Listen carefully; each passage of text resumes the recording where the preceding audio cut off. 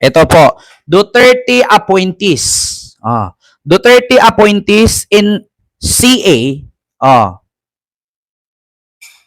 Diverse dilemma. Yeah? Diverse dilemma acquittal a day after she joins BP impeachment panel. So nakita kasi na si Dilima ay isa sa papalit doon sa 11 kasi siyam na lang eh. Yung 11 na prosecutor ni laban sa impeachment ni Sara sa Congress ay hindi pinalad yung dalawa, kulang ng dalawa kaya willing naman si Senador Laila de Lima na papalit doon sa 11 kasi nawala yung dalawa, siyam na lang, tsaka si Chil Jokno, Attorney Chil Jokno. So ito nga, Duterte appointees in Court of Appeals reverse Dilima acquittal a day after she joined BP impeachment panel. So ito yung ginawa nila. So dito ninyo malalaman talaga mga kababayan na dapat ang mga presidente bawal na po dapat mag-appoint. Kasi nga kahit alam nila na mali, alam nila na hindi tama, once na inappoint ka ng tatay ni Sara, may utang na loob ka.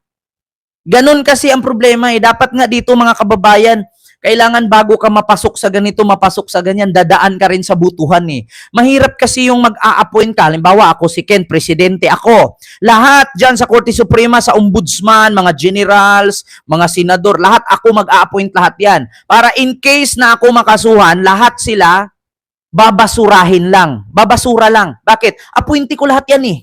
May mga utang na loob sa akin yan. Yan ang mahirap mga kababayan. Kaya nga dapat itigil na yung mga appointee na yan eh. Kasi kahit sabihin mong mali na, hindi na tama, mapipilitan kang ibuhayin. Mapipilitan kang maganon kasi appointee ka niya eh.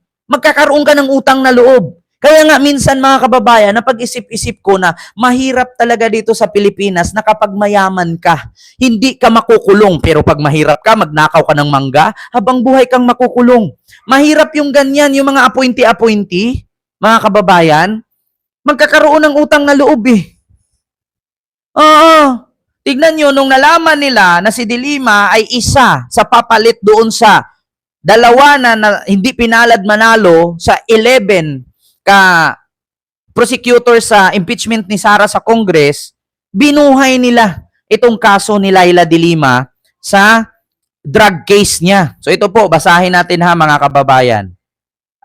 Wait lang. Mali ang napindot ko. Binuhay nila. So ito, drug case versus de Lima. Wait lang ha. Ito, babasahin ko lang ha sa People's Tonight.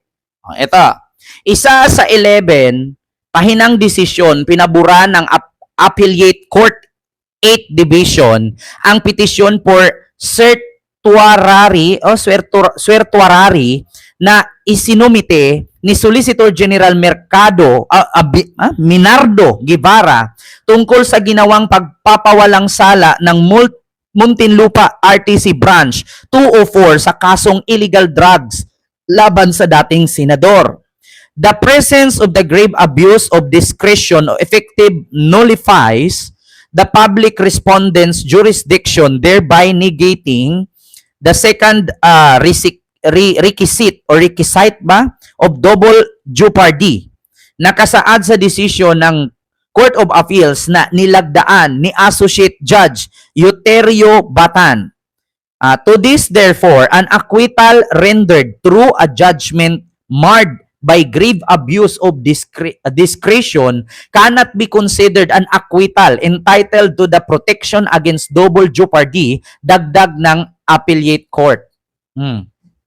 So meron pong nag-comment dito mga kababayan na ang ibig sabihin daw dito, idiniklara rin ng Court of Appeals ang desisyon ng Muntinlupa RTC Branch 204 na ilabas noong Hunyo 6, 2003 bilang null or void. Dahil dito, ipinasilip muli ng Court of Appeals ang mga ginamit na ebidensya na naging basihan sa pagsasampa ng kaso at kalaunan ay napapawalang sala kay de Lima ng lower court.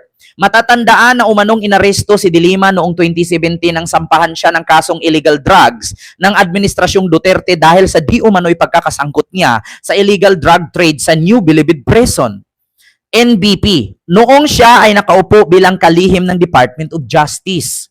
Oo. So, yun nga, doon yung nakita na si Kerwin Espinosa, ang witness na si Dilima daw ang ano ng droga doon sa Bilibid, na kung saan inamin din at binawi din ni Kerwin Espinosa yung kanyang mga pahayag at mga salaysay na napilitan lang siya na ilaglag at idamay si Dilima kasi nga pinagbantaan ang kanyang buhay na kapag hindi niya sabihin na si Dilima ang drug traders doon sa Bilibid, papatayin ang pamilya niya kasi pinatay na nga tatay niya eh. Di ba? So napipilitan siyang aminin na si Dilima daw. Kalauna nung bumaba na si Digong, pinatawag siya sa Quadcom itong si Kerwin Espinosa na naging mayor na ngayon sa Leyte, ay binawi niya ang kanyang testimonya na hindi daw totoo na si Dilima ay sangkot sa drug trade sa Bilibid. Oo. Kaya nga, ayun ang nangyari. Oo. So ngayon, mga kababayan, actually mga kababayan, mahirap po talaga na kapag si Dilima ang isa sa magiging prosecutor sa 11, no, sa Congress na hahawak doon sa impeachment complaint ni Sara. Bakit? Siyempre, Dilima to. Dating Justice Secretary to. Oo, matalino si Dilima. Hindi niya magiging Justice Secretary kung hindi nagdoktoral yan, hindi nagmasteral yan. Biruin mo, bago ka maging Justice Secretary, marami ka pang butas ng karayom na dadaanan. So, madaling salita, matalino. Napakulong lang siya kasi nga oposisyon sila. Kalaban sila ni Duterte. Si Duterte ang nasa power at that time. Ang problema lang ngayon, wala na sa power si Digong, ayun nakalaya. Kasi matalino nga eh. Ngayon, ang nangyari, eto na. 3 sangay ng Muntinlupa RTC na may hawak ng pagkakahiwalay na drug case laban kay Dilima ang nagpapawalang sala sa kanya mga desisyon na inilabas mula February 2021 hanggang Enero 2024 dahil sa kakulangan ng ebidensya. Ayun na. Dahil sa pagpabor ng Court of Appeal sa certiorari ng OSG, idineklara nito na null and void ang desisyon ng Muntinlupa RTC Branch 204 sa pagpapawalang sala kay Dilima na kakapanalo lang bilang first nominee ng Mamamayang Liberal or ML party list noong May 12 election. Kasi kaya nila gustong buhayin ito mga kababayan, no? At ibabalik muli kasi alam nila na si Dilima ang isa sa hahawak doon sa Congress bilang prosecutor sa impeachment ni Lustay.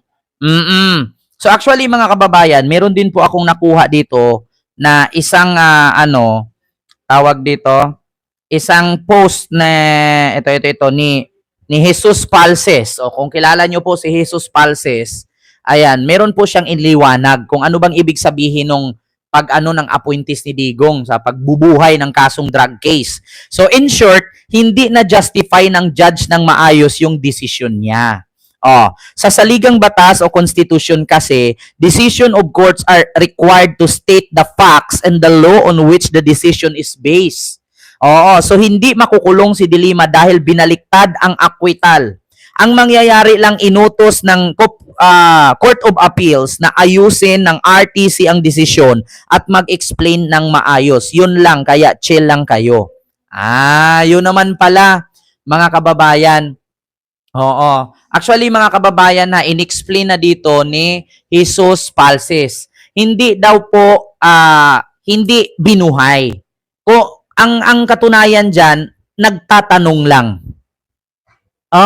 Nagtatanong lang. Gusto lang klaruhin na ayos ba, ganito ba, ganun ba. Parang kumbaga parang bumili ka ng lupa, 'di ba? Aayusin lang, hindi naman pala bubuksan para kalabanin si Dilima. Yung pala ang totoo, sabi ni Jesus Palces.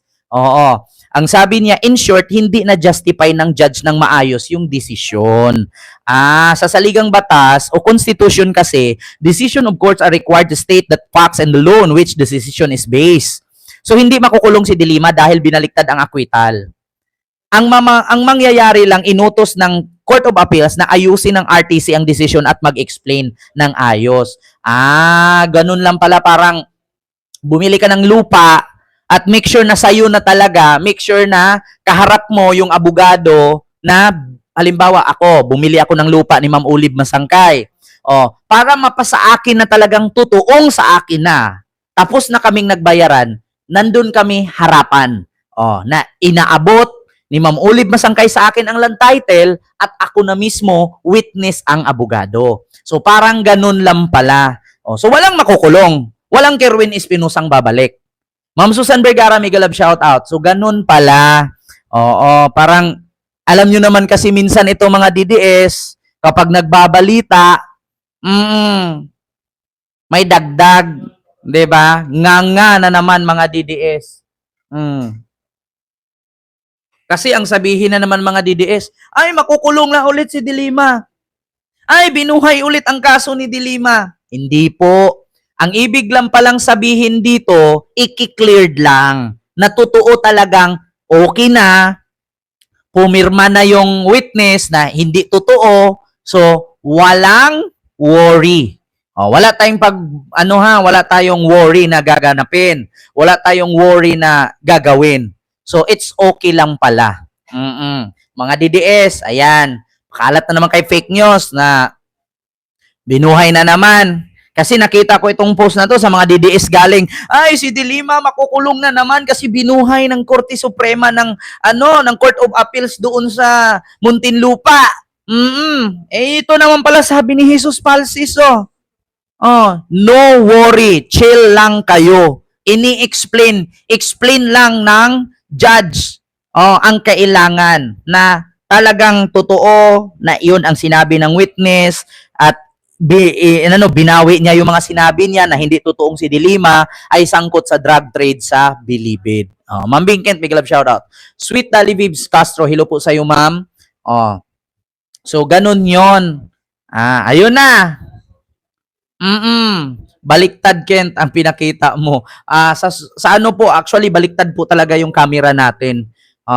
So basta screenshot nyo lang tapos ibaliktad nyo rin yung cellphone. Hindi makukulong si Congressman Dilima. So ang gusto lang i-clarify ng judge. So sabi nga dito, yun lang yun. Kaya chill lang kayo. Sabi ni Jesus Palsis. Kayo kasi mga DDS, rinig lang kayong binuhay daw yung kaso.